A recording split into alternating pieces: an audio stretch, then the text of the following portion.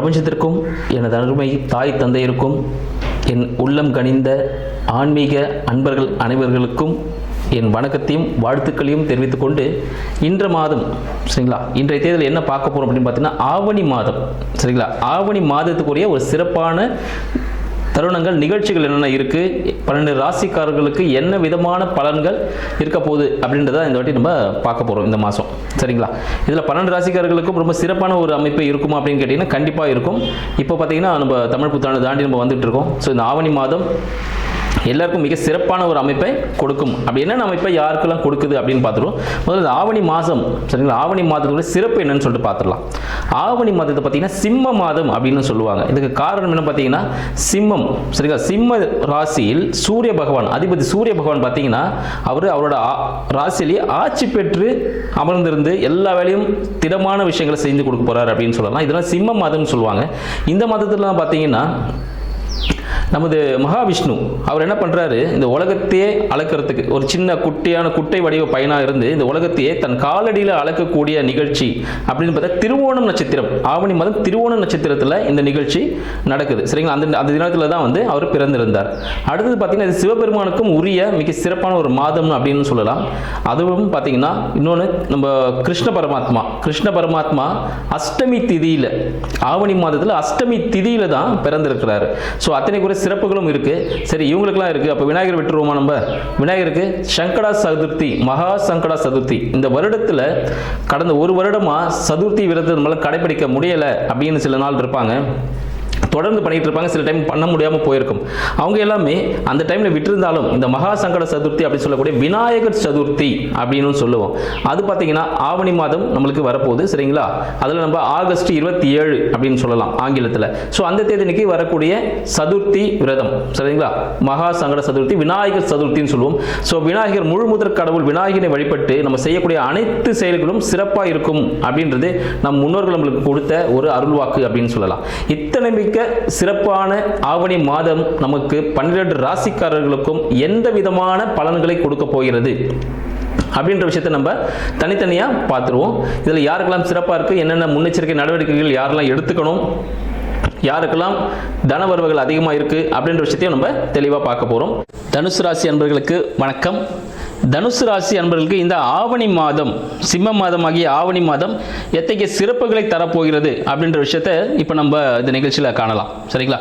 தனுசு அப்படின்னாலே பார்த்தீங்கன்னா மிகவும் பொறுமையான சரிங்களா, பொறுமையான சாந்தமான எதையும் யோசித்து செய்யக்கூடிய சுபாவம் உடையவர்கள் அப்படின்னு சொல்லுவாங்க. இந்த தனுசு ராசி அன்பர்கள் இவங்க பார்த்தீங்கன்னா எப்பவும் எதையும் சிந்திச்சு செயல்பட்டு மற்றவங்களுக்கு அறிவுரை கூறக்கூடிய இடத்துல இருப்பாங்க அப்படின்னு சொல்லலாம். இந்த தனுசு ராசி அன்பர்கள் மிகவும் பக்குவமானவர்கள், சிந்தித்து செயல்படக்கூடியவர்கள் அப்படின்னு சொல்லக்கூடிய தனுசு ராசி அதிபதியான குரு பகவான் பார்த்தீங்கன்னா எங்கே இருக்கார் இந்த ஆவணி மாதத்தில் பார்த்தீங்கன்னா 7ஆம் இடமாகிய தனுசிற்கு 7ஆம் இடமாகிய மிதுனத்தில் இவர் சஞ்சரிக்கிறார் சரிங்களா.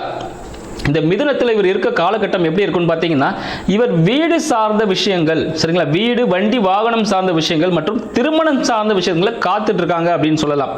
இந்த ஆவணி மாதம் இவங்களுக்கு திருமண காலம் அப்படின்னு சொல்லலாம். வீடு வண்டி வாகனம் அமையக்கூடிய ஒரு சொற்காலம் அப்படின்னு சொல்லலாம் அப்படின்னு விஷயங்கள். இதில் இவங்க என்னெல்லாம் பண்ணலாம், இவங்க தாயாருக்கு என்ன நடக்கும் அப்படின்னு பார்த்தீங்கன்னா இவர் தாயாரை சார்ந்த நிலப்புலன்கள் இவரை சேர்வதற்கான காலகட்டம்னு சொல்லிக்கலாம் சரிங்க. அடுத்தது இவருக்கு திருமணம் அப்படின்னு சொல்லி தள்ளி போய்கிட்டே இருந்தால் இந்த காலகட்டம், இந்த வரப்போற ஆவணி மாதம் இவருக்கு திருமணத்தை நடைபெற்று தரக்கூடிய ஒரு மாதமாக திகழப் போகிறது அப்படின்னு சொல்லலாம். சரி, இவரோட செயல்பாடுகள் எப்படி இருக்கும்? இவர் ரொம்ப ஒரு கரடு முரடான சில விஷயங்கள் சரிங்களா. இவர் நிறைய யூடியூப் சேனல்ஸ் பார்க்குறவராக இருப்பார், நிறைய ஷார்ட்ஸ் பார்க்குறவராக இருப்பார். ஒரு டெரர் மூவிஸ்னா ஃபர்ஸ்ட் நாள் ஃபர்ஸ்ட் ஷோ போயிடுவார். இது மாதிரி விஷயங்கள் அவங்க செஞ்சுட்டு இருப்பாங்க. இவங்களோட முயற்சிகள் எல்லாமே ஒரு சக்ஸஸ் கொடுக்கக்கூடிய ரொம்ப ஃபாஸ்ட்டாக பண்ணக்கூடியவங்க விஷயங்கள் எல்லாமே இந்த ஆவணி மாதத்தில் இவங்க செய்கிற செயல்கள் எல்லாமே இன்னைக்கு ஆரம்பிச்சா உடனே நாளைக்கு முடிஞ்சிடணும், உடனே ரிசல்ட்டை பார்க்கணும் அப்படின்ற ஒரு மனப்பக்குவத்தில் இவங்க இருப்பாங்க அப்படின்னு சொல்லலாம். இவங்களுக்கு அடுத்தது பார்த்தீங்கன்னா இவங்களுக்கு படிப்புலாம் எப்படி இருக்கும் அப்படின்னு பார்த்தீங்கன்னா படிப்பு கொஞ்சம் மந்த நிலையில் தான் இருக்குங்க சரிங்களா. அந்த அளவுக்கு சிறப்பாக சொல்ல முடியாது. இந்த ஆவணி மாதம் மட்டும் பார்த்தீங்கன்னா கொஞ்சம் மந்த நிலையில் இவங்க படிப்பு சுமாராக செல்லக்கூடிய ஒரு காலகட்டமாக திகழுது. இவரோட தந்தை, சரிங்களா, தந்தை தாய் அப்படின்னு பார்த்தீங்கன்னா தாய்க்கு ஒரு நல்ல விஷயங்கள் நடக்கக்கூடிய ஒரு காலகட்டமாக இருக்குது. அந்த விஷயங்கள், சரிங்களா. தந்தை பார்த்தீங்கன்னா என்ன இருப்பான்னு பார்த்தீங்கன்னா தந்தைக்கு சில உடல்நல பாதிப்புகள் ஏற்படுவதற்கான ஒரு காலமாக இந்த ஆவணி மாதம் திகழ்கிறது. இவருக்கு பார்த்தீங்கன்னா தந்தைக்கு என்னன்னா ஒரு உடல்நிலை சார்ந்த உபாதைகள், ஒரு சின்ன ஒரு ஆப்ரேஷன்ஸ் நடக்கக்கூடிய ஒரு காலகட்டமாக பார்த்தீங்கன்னா இந்த ஆவணி மாதம் திகழ்துன்னு சொல்லலாம். ரொம்ப பெருசில் சின்ன சின்ன விஷயங்கள் தான் இருக்குது. அதுலேயும் பார்த்தீங்கன்னா இவரோட கடன்கள் ஏதாவது இருக்குது, தீரக்கூடிய கடன்கள், சரிங்களா. இதுக்கு முன்னாடி தீர்க்க முடியாத அளவுக்கு அந்த கடனாக இருந்திருக்கும். ஆனால் இந்த காலகட்டத்தில் பார்த்தீங்கன்னா அதெல்லாம் ஈஸியாக தீர்க்கக்கூடிய ஒரு அளவுக்கு மிக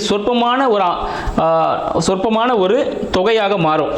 ஒரு கோர்ட்டு கேஸ் வழக்காக இருந்தாலும் பார்த்தீங்கன்னா அது பேசி முடிச்சுக்கலாங்க அப்படின்னு ஒரு சுகமான ஒரு சூழல் வந்து இவருக்கு ஏற்படுறதுக்கான காலமாக இருக்குது. இந்த ஆவணி மாதத்தில் பார்த்தீங்கன்னா இவர் என்ன செய்யலாம் அப்படின்னு பார்த்தீங்கன்னா இவர் தொழில் சார்ந்த விஷயங்கள், சரிங்களா, தொழிலுக்காக இவர் என்னென்ன பண்ணலாம், என்னென்ன விஷயங்கள் செய்யலாம் பார்த்தீங்கன்னா தொழிலுக்காக முதலீடுகளை இவர் செய்யக்கூடாது அப்படின்னு சொல்லுவோம். ஏன்னா தொழிலுக்கு முதலீடு செய்யும் போது அது பெரும் பணத்தை என்ன ஆகும், ஒரு இடத்துல லாக் பண்ணி வைக்கிற மாதிரி ஆகும், சரிங்களா. அது தொடர்ந்து பார்த்தீங்கன்னா ஒரு ரொட்டேஷனில் போகுமானா போகாது. ஒரு இன்வெஸ்ட்மெண்ட் தொழிலில் பண்ணார்னா அது ஒரு இடத்துல முடங்கி தான் இருக்கும். இந்த ஆவணி மாதம் அந்த அளவுக்கு பார்த்தீங்கன்னா அவரை கொஞ்சம் முடக்கக்கூடிய விஷயங்களை தரக்கூடியது. ஆனால் தொழில் இன்வெஸ்ட்மெண்ட் பண்ண வேண்டாம் அப்படின்னு சொல்லுவோம். அடுத்து பார்த்தீங்கன்னா வெளியூர் பிரயாணங்கள், சரிங்களா, வெளியூர் போகலாமா அப்படின்னு சொல்கிறது பார்த்தீங்கன்னா வெளியூர் போனால், சரிங்களா, இல்லைனா ஒரு சுற்றுலாத்தலம் போகிறாரு பார்த்தீங்கன்னா அது ஒரு அழுத்தத்தை கொடுக்கும்னு சொல்லலாம். ஒரு மனமகிழ்ச்சிக்காக போவார், ஆனால் பார்த்தீங்கன்னா அது அவருக்கு ஒரு அழுத்தமாகவே இருக்கும். எப்படா வீட்டுக்கு போய் சேருவோம், ஏண்டா இங்கே வந்தோம் அப்படின்னு ஒரு மனநிலை கொடுக்கக்கூடிய ஒரு இடத்துல போய் விட்டுரும் அப்படின்னு சொல்லலாம். இந்த ஆவணி மாதத்தில் இவர் என்னெல்லாம் செஞ்சா இவருக்கு மன மகிழ்ச்சி ஏற்படும் அப்படின்னு பார்த்தோம்னா இந்த ஆவணி மாதத்தில் விநாயகர் வழிபாடு, சரிங்களா, ஆவணி மாதத்தில் வரக்கூடிய விநாயகர் சதுர்த்தி அன்று விரதம் இருந்து விநாயகர் வழிபாடை அதன் உரிய முறைகளில் செய்வதன் மூலம் இவருக்கு மிக சிறந்த பலன்கள் கையாளும் அப்படின்னு சொல்லலாம்.